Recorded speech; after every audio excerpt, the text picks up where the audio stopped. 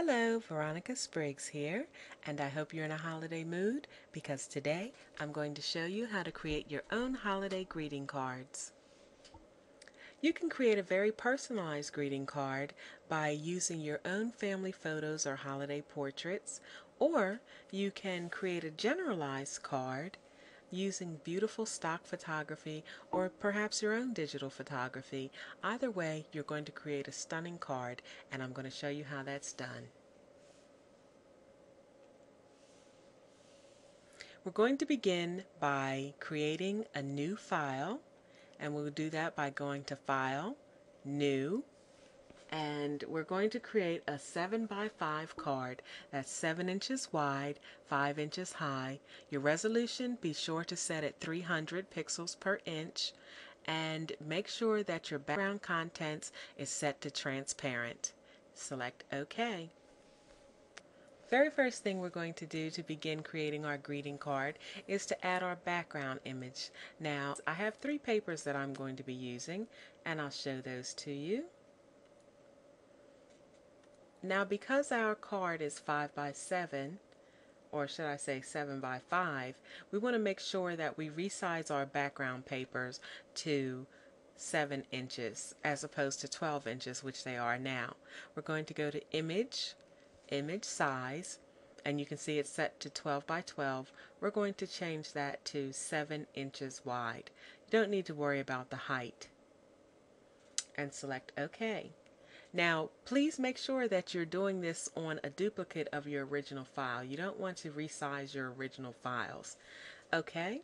Now that we've changed it to 7 inches, we're going to bring back in the sharpness, because once you size an image down, you lose some of the detail. So we're going to go to Filter, Sharpen, Unsharp Mask, and then we're going to set our setting to about 50, or whatever works best for the image you're working on. Select OK. And now we're going to drag this onto our card. And we have our very first background. And now I'm going to go to my next paper. Now, I've already resized my next 2 papers just to save time. So they've already been resized and sharpened. So I'm going to drag that paper and I'm going to offset it to the side.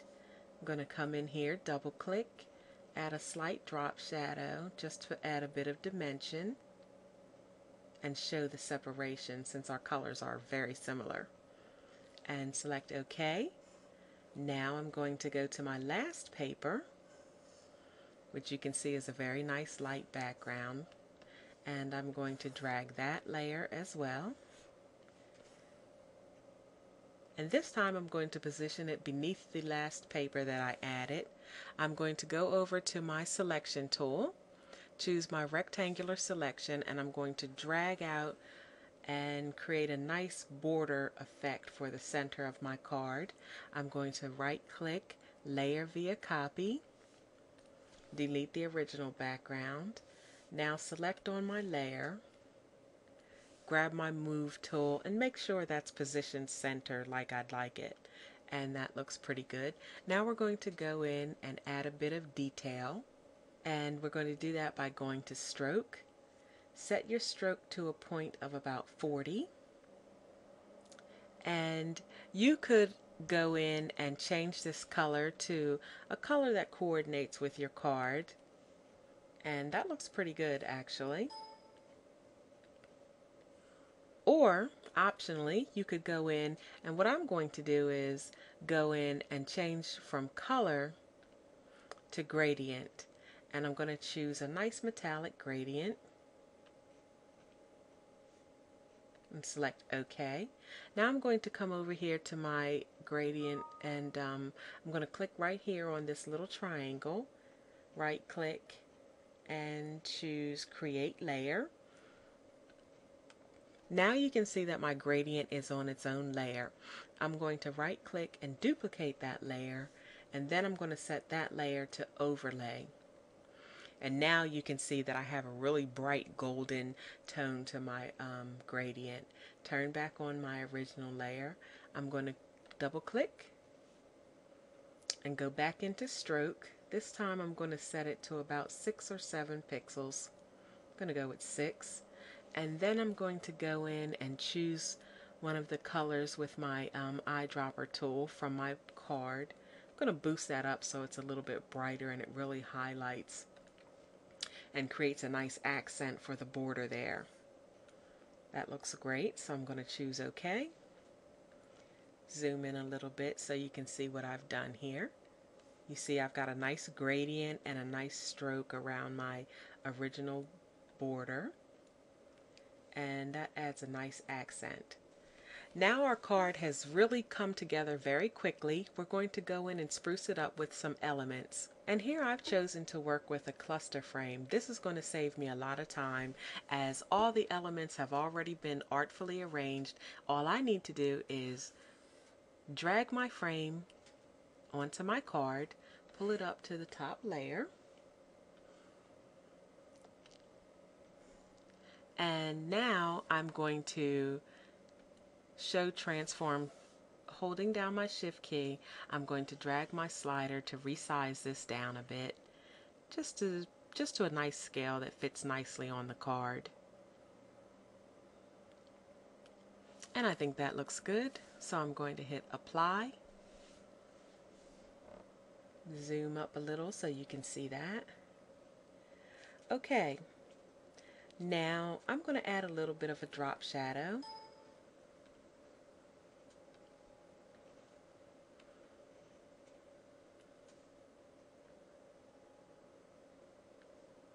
Select OK.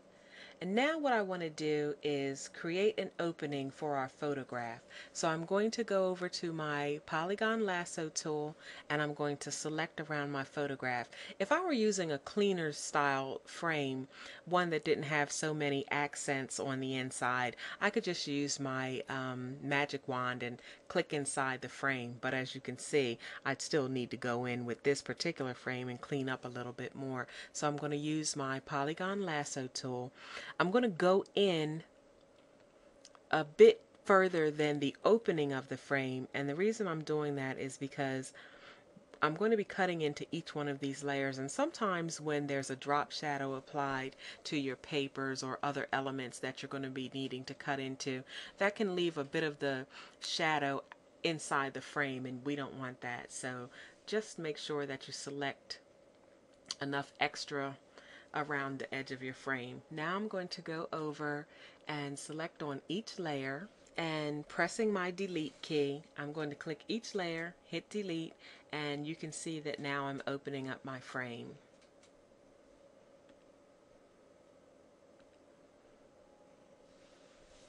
And that's done. So we can deselect. Now you have your completed card. Well, it's complete for the most part, but I'm going to go ahead and save it now so that you'll be able to use this card again.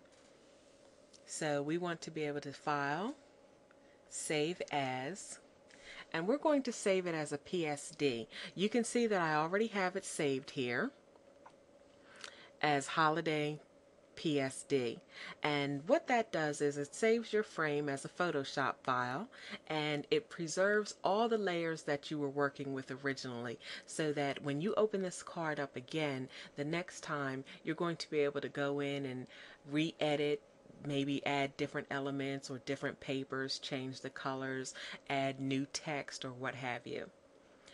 Also, you want to be able to save it as a PNG, or TIFF would work as well, but you want to merge it. So we're going to save it as a PNG, and you can see here that I've already saved it as holiday PNG, and I'll show you what that looks like. And the reason why you want to save it as a PNG is for sharing with others, or creating a file that's easier to manipulate the next time you want to open it. I'm going to choose Windows Photo Viewer.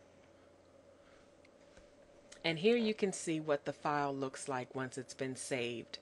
You have your card and your opening space for your photograph. So this is one solid image. It has no layers. When you drag this into Photoshop, you're going to have one layer, and then you would just drag your photograph right beneath it. And this is great for sharing with friends or family so that they can create their own unique cards as well. This would make a perfect gift. Okay, so that's how you would save those.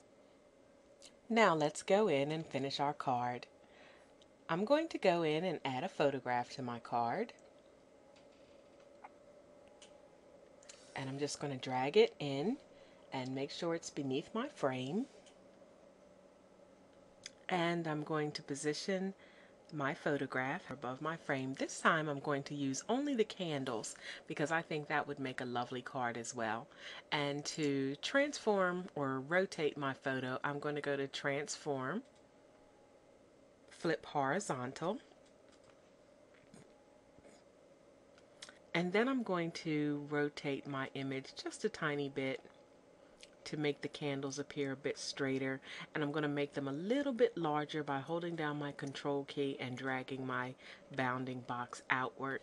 I'm going to hit Apply, and now I'm going to go to my Magic Wand tool, and I'm going to select on my bottommost layer and select right inside where I've already selected out the opening for the photograph, and go up to my photo layer, right click, Layer via Cut, and then I'm going to delete the original photo layer.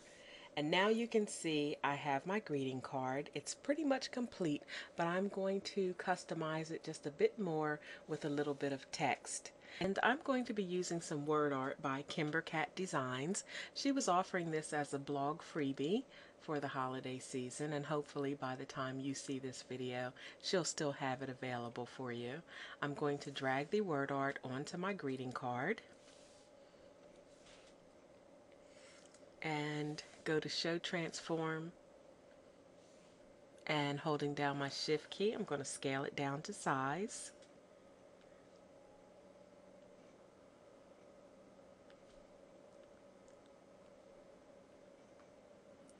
Tis the season, and that looks good, so I'm going to apply.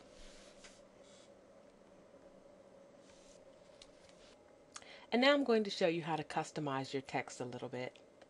I'm going to double click, select Color Overlay, and now I'm going to go in with my Eyedropper tool and begin to sample colors from my image until I find one that looks really nice with the card that I'm using.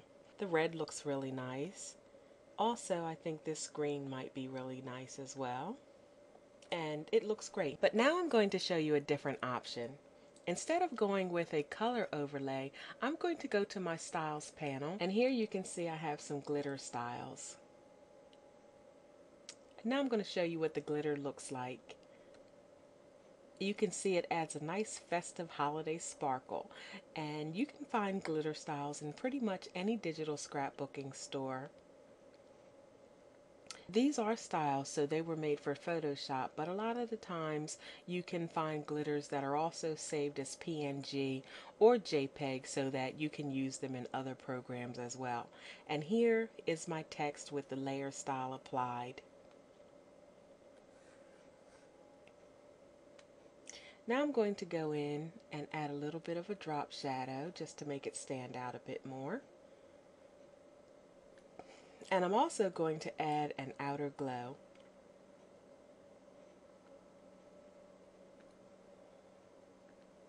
I'm going to set my color to white.